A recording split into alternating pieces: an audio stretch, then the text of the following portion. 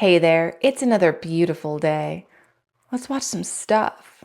Breaking news to bring you now. Sky News can now confirm that sources have told us that Ukraine has fired UK-supplied Storm Shadow missiles into Russia. The missiles first given to Ukraine in May of 2023, and there had been long-running debate and calls from the Ukrainians to be allowed to fire those missiles on targets in Russia. Well, after President Joe Biden gave the Ukrainians the license to use US-supplied ATACMS missiles to fire onto Russian targets inside Russia, it now appears, according to the sources that have spoken here to us at Sky News, that this UK-supplied Storm Shadow cruise missile has now been fired by the Ukrainians into Russia for the first time. A lot has happened in the last 2 days, and didn't I say that on Wednesday that was going to happen? UK's like, yeah, go right on ahead, use our missiles, and Ukraine's just like, hey, don't mind if I do. And then more stuff happened. In the last few minutes, the United States has announced it is closing its embassy in Kiev today and instructing employees there to shelter. For the first time in history, an intercontinental ballistic missile has been used in combat. Ukraine accused Russia of firing the R-36M Satan missile at Dnipro, marking a chilling escalation in the war. President Zelensky condemned the strike, calling it a terrifying reminder of Moscow's disdain for global security. Analysts warn this unprecedented move signals a dark shift in Vladimir Putin's strategy as the war continues. The strike is being interpreted as a serious warning to the West after the US signed off on the use of longer-range missiles by Ukraine. The attack leaves the world teetering on the edge, with fears of a new era of warfare growing. In Kiev and beyond, whispers of nuclear brinkmanship fill the air as the shadow of global catastrophe looms closer. Just to clear things up a little bit, because that was a very doom and gloom clip, and I thought it was important to share it because that's not entirely accurate. So Ukraine claimed it was an ICBM, an intercontinental ballistic missile, like right away, but then Putin comes back and is like, no, it's just a mid-range missile and it's an experimental thing that they're working on. But it was still a counterstrike, and this means escalation, which is not what we want right now. Here comes a major concern. Although the American people have decided, although it is a clear interest of the European people as well that peace should come back to Central Europe, but I think that the 2 months ahead of us, up to the 20th of January, are the 2 most dangerous months comparing the last couple of decades. Why? Because those who have carried out this failed pro-war strategy are not only not giving up, but they try to create a situation until the 20th of January where peacemaking will be extremely, extremely complicated. Their goal is definitely to make it impossible by the 20th of January to make peace. Look at the measures. Allowing the long-range missiles to be applied against the depth of the territories of Russia. Allowing the mines to be applied. And the High Representative of the European Union is calling for the European Union itself to allow long-range weapons provided by European countries to be used against Russian territories, while European Union does have nothing to do with that, since European Union does not deliver weapons, it's only member states who do so. So these are the 2 most dangerous months which are ahead of us. And I do believe that the pro-peace political leaders will now need a lot of smartness, a lot of patience, and a lot of strategic readiness for strategic thinking in order to prevent a situation on the 20th of January where it will be impossible to make peace. The current administration in the United States has made some very questionable moves in the last week. And in the last 2 weeks, ever since Donald Trump has won the presidential election. And I can't help but feeling like it's spiteful. And other countries appear to be feeling the same way. Is the left deliberately trying to sabotage Donald Trump even before he gets into the White House?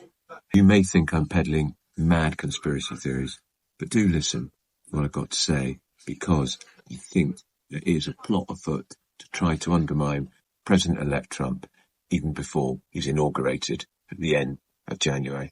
Just think about it. How long did Joe Biden have to authorize the use of long-range missiles from Ukraine into Russia? Months and months, President Zelensky of Ukraine has been calling for that military support. And when does dopey Joe Biden finally agree to it? Last week, of course, after Trump had won the presidential election. So those American missiles launched from within Ukraine into Russia could take out some ammunition dumps. And what happens? On Wednesday, finally, Sir Keir Starmer, who we know absolutely hates Donald Trump. We know that because we've seen all of his social media posts about Trump when he first became leader of the Labour Party some years ago. What does Starmer do? He gets permission from the same Joe Biden for Ukraine to authorise the use of British long-range missiles fired from Ukraine into Russian territory, dramatically escalating Britain's role in the war, dramatically escalating the possibility of a major tactical response from Russia. Biden, Starmer working in lockstep. Trump said he would solve the Ukraine conflict in 24 hours. This was going to be his big triumph. He always says if he'd been president of the United States that Putin would never have invaded Ukraine 2 years ago. We've now got a massive escalation, Putin threatening a major retaliation, which has dragged Britain deeper into the war, and it makes Donald Trump's entire approach to foreign policy, Russia and Ukraine, even more uncertain. And I think that's exactly what Joe Biden wanted. Joe Biden talked about a smooth and orderly transition. Didn't mean a word of it. He hates the fact Trump has won. The Democrats hate the fact Trump's back in the White House, and so does the Labour government. Are they working together to try to undermine Trump? They are. They'll pay a price, particularly here in Britain, because Trump's got a long memory and thin skin. He won't forget, and he won't forgive Sir Keir Starmer, our Labour Prime Minister. Now, I'll admit that government really is a foreign language to me, and nobody really knows what is going on up there, especially with the public display of Joe Biden's lack of mental acuity. We don't know who's actually making these calls, but there are a lot of fat cats in Washington right now that are trying to make as much money as they possibly can before this whole Department of Government Efficiency goes and takes them out. So it feels like maybe they're stockpiling a bit, some money, because they're not going to be getting any pretty soon. But what a terrible way to do it, to like enact war and to further escalate this situation. And like he said, 1,000 days. They went 1,000 days without saying, yeah, go ahead and use our missiles. And now suddenly it's like, hey, let's do it. Everybody in. It's a terrible situation, and I'm terrified for the next 60 days. Gavin's been governor for 5 years. He spent $24 billion on the homeless, added 30,000 homeless, and can't tell us where the money went. Finally, he was confronted. Watch. Is your administration doing enough to determine whether the money that's being plowed into homelessness is being well spent? One of the vexing issues that was highlighted in the audit was local. And each city and county has different strategies and approaches. We've tried to level set that. I'm sorry, Governor, I didn't hear responses to either of those questions. Do you acknowledge whether the money that the state isn't doing enough to ensure that the money is being well spent? The audit did not surprise me. The state has advanced unprecedented investments, you're correct, and unprecedented interventions demanding more accountability with state money at the local level. Where'd the $24 billion go? Don't look at me. I'm just the governor, but I knew we were going to lose it. But don't worry, they have a new plan. San Francisco's going to give the homeless shots of vodka. Here's the goal. Keep alcoholics drunk, but not too drunk. The city's running a managed alcohol program for homeless addicts for $5 million a year. Basically a speakeasy that they're running out of an old hotel in the Tenderloin. where it's happy hour all day. Nurses come around like cocktail waitresses with beer, wine, or liquor to, quote, meet their addiction needs, but keeping someone at a safe level of intoxication. All right, so that clip was a little bit choppy, but it definitely does capture an image of the reign of Gavin Newsom as governor here in California. There was an audit recently, and $24 billion is just missing. Like, they can't account for it. Well, they counted for like 20 grand of it, but this money was supposedly used to help with the homeless situation, yet our population of homeless individuals has skyrocketed here in California, and he's kind of doing nothing about it. In fact, I feel like he's trying to make it worse. Hello to toppers, welcome to Real Law Talk, and I've been getting a lot of questions about what does a sanctuary city actually mean legally. LA is the most recent that has voted to be a sanctuary city, and what they mean is it is in relation to any immigration enforcement that the federal government is going to take under the new administration. And here are some of the things legally that the city will not do. The city will not cooperate with the federal agents in finding or directing or turning over any illegal immigrant. They will not allow city resources to be used. They will not allow the police department to cooperate with federal investigators. But it's important to note that most of these things, the federal agents don't need assistance from the local police, because federal agents arrest people in every city in America every day most of the time without the local police even knowing about it. So this is a decision that was made by the Los Angeles City Council that no resources are going to be used, no city resources will be used to effectuate the deportations that the new administration has claimed it will conduct. And that's Real Law Talk. As a resident of California, I don't live very far from Los Angeles, and that place is already extremely crowded. So I guess a lot more people are just going to flood in there so that they don't get deported back to their country for breaking the law, the federal law. It just goes to show that the left really is trying to undermine all of the freaking advancements that Donald Trump wants to put in place for our country. And meanwhile, the taxpayers are footing the bill for his little vendetta. Breaking news, California breaking news. Gavin Newsom has made headlines again with his purchase of a $9 million mansion in Marin County. This luxurious property boasts 6 bedrooms, 5.5 bathrooms. It has floor-to-ceiling windows. This California modernist home spans 5,600 square feet and was reportedly purchased through an LLC. Lobbyist.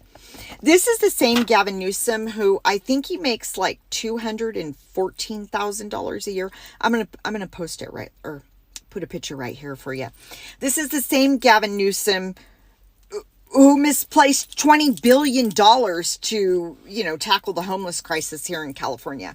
Just misplaced it. There's no accounting for it. You know what? I'm sorry. I think they accounted for like $20,000 and that was it.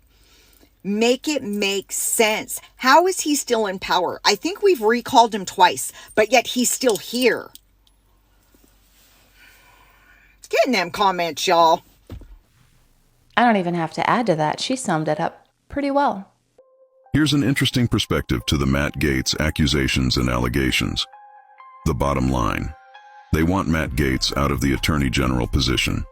This is the only reason this story had resurfaced. Because the networks that are reporting this has many producers, executives, or even CEOs who will be exposed in the Jeffrey Epstein files and P. Diddy files. Donald Trump knows this, which is why he is trying to get around the Senate confirmation. Make no mistake, folks, the hammer of justice is coming. Skeletons in the closet. If anybody has skeletons in the closet, the opposing party is going to just dig them out. And it happens on both sides. Anything, any little dirt on anybody has to be brought to the forefront and displayed for the entire world, because they can't possibly handle somebody who's going to be outspoken and take you down. What do you mean he's out? What the heck happened? U.S. Representative Matt Gaetz, District 1 Republican, great state of Florida, was nominated by President-elect Donald Trump to be his Attorney General. Everybody said he's going to be the Attorney General. Could be a recess appointment. Could be that the Senate, run by Republicans now, would say yes. But Matt Gaetz is not going to be the Attorney General. As of last night, before I woke up today, I thought he was going to be. In fact, Trump was asked yesterday, are you reconsidering the choice? He said no. So Gaetz yesterday met with a bunch of senators, and something had to happen. Now, I know Matt Gaetz pretty well, met him in person and had him on the show many times. He has been on my show and categorically denied any of the allegations that are so-called being investigated by the Ethics Committee. He denied them to the point, and he actually outed some people that he said were trying to bribe somebody or something. So it seemed as though he was above reproach, and he was still a representative, so that didn't get rid of him there. What happened here? My speculation, my opinion is this, and I want your thoughts on it. I think he met with some of the senators, and I think some of the senators said, I'm not going to vote to confirm you. You're not going to be confirmed, and you're going to be a huge distraction.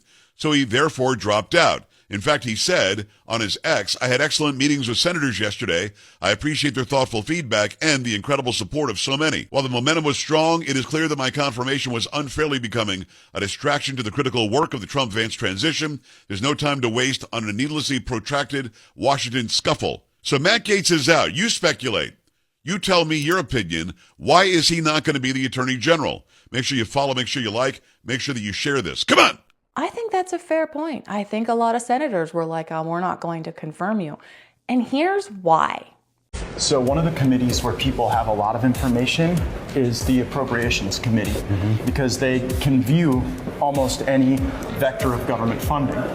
And so, this is Mr. Rutherford's office. He's on the Ethics Committee and the Appropriations Committee. 152 stock trades. Stocks go through the roof. And, actually bought Raytheon stock the day that Russia invaded Ukraine. Yeah, that's a big one. Yeah, imagine if every American could make money off of war. Yeah, setting aside the whole shame and ethics questions. How many more on our hit list here?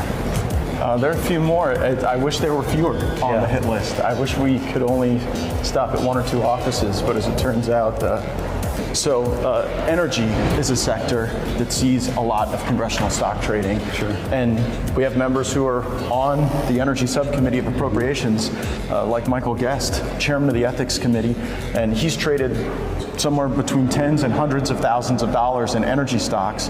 He's been buying online gaming stocks and just making a killing on them. So you would think that the people that were on the Ethics Committee would be your best allies in this fight, but indeed they're some of the most prolific traders. And not only trading, but in the case of Mr. Guest, trading in an area where he has access to energy information more so than almost any other American. So you see, Matt Gaetz wasn't just calling out individuals on the opposing party. Those were Republicans that he was calling out there. He's calling out everybody who's breaking laws and doing insider trading and benefiting from their position, which is just freaking disgusting. It drives me absolutely crazy to know that these people are doing that, and it pisses me off to no end that he's rescinding his nomination because these people are all like, no, we can't allow him in because he's going to take everybody down, which would have been fantastic. So hopefully he continues doing his good work and pointing out the bureaucracy in the government. I am so sorry that today was all political stuff, but this stuff happened in the last couple days and it is absolutely mind-boggling, and I thought it was fantastic, so I wanted to bring it all to you. I'm going to put out another episode sometime this weekend. It's going to be more fun conspiracy stuff, but on that note, I'm calling it for today. Thank you so much for sharing your time with me. Please come on back. We're going to watch some new stuff. I'll say different things. It's going to be fantastic. Until then, have a wonderful day.